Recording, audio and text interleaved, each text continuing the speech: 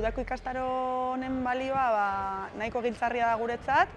Orkestra Lehiakortasuneko Euskal Institutuak 2022 hasieratik Euskal Elkargoarekin eta baita ere Aldundiarekin ikerketa ekintza prozesu bat hasi genuen, nun orkestrak fasilitadore lanetan, helburu konkretu bat definitu genuen danon artean, ez? Zela, eurohiriaren fase berrirako eredua berpentsatzea, bai?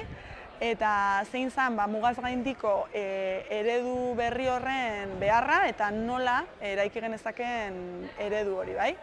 Horregatik, ikerketa ekintza honen helburua horixe izan da, bai? Gure rol konkretua izan da akademiatik eta baita ere literaturatik eta konkretuki mugaz gaindiko polizentrismoaren gaietik eurohiriaren ereduaren birpentsatze horretan ezagutza ekartzea, bai? Eta ezagutza hori ekartzeaz gain, bertan parte hartu duten eragile desberdinen artean ezagutza hori partekatu eta ekintzarako salto hori fasilitatzea, bai?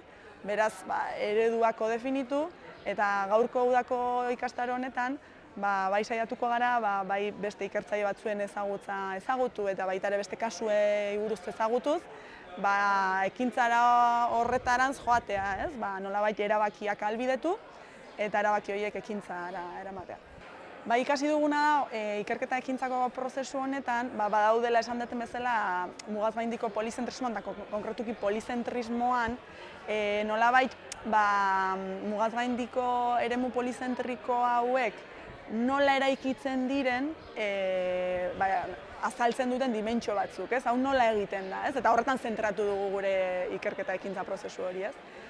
Eta badira 3 elementu nagusi. Bata, dimentsio funtzionala. Azkenean, mugaz gaindiko eremu polizentriko batean, funtzio konkretu batzuen elkar banatzea, ez? Interkonexioa lortu behar duzu, ez? Eta hori izan daitezke merkatu mailan, hau da, arlo ekonomikoan interkonexio horiek eta hartu hemen horiek sortzea, baina baita ere publikoan, baita ere, ez? Politika mailan eta abar, ez? Orduan hori litzateke, pixkan nolabait,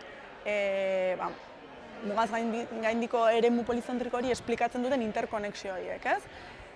Bigarren dimentsio izango litzateke harremanen dimentsioa, ez? Azken finean, eta hor konkretuki badaude 2 dimentsio edo azpi dimentsio. Bat da, eragileen artean, nolabaiteko konexio hori sortu behar dezu, ez? Askotan oso kognitiboa dana, ez? Eta oso ukiezina, ez? Intangiblena seguruenik, eta hor herritarrak ere sartzen dira eta hori eraikitzea, ez? Eta beste azpidimentsio izango litzake espazioak, elkar ezagutzeko espazioa behar ditugu. Eta horiek gabe zinezkoa da, ez? Ezer eraikitzea. Eta 3. dimentsioa litzateke estrategikoa, eta guzti honekin zer egin nahi dugu. Pentsatu beharko dugu Euskal edo eurohiriaren kasuan konkretuki zergatik nahi dugu mugaz gaindiko lankidetza. Zein da gure helburua? Mugaz 2 aldetara garapen maila berdina izatea, Europan posizionatzea, beste eremu edo erregio batzukin lehiatzea. Horiek planteatzen ditugun galderak eta horrela uste dugu eraiki daitekeela eurohiria ere. Nik azpimarratu nahiko nuke baita ere zein den guzti honetan ikertzaileen rola, ez? Eta gure buruari edo hemen parte hartzen dutenei gonbidatu hori erantzutera, ez? Uste dut udako, Euskal Herriko Unibertsitateko udako ikastaro hauek horren adibide direla, ez? Hasteko topagune bat sortzea eta hortik haratago baita ere ikustea gizarte zientzietan aritzen garenok, ez? Ikertzaileok, obserbatzaile paper bat izatez gain, izan dezakegula baita ere eraldaketa fasilitatzeko rol bat.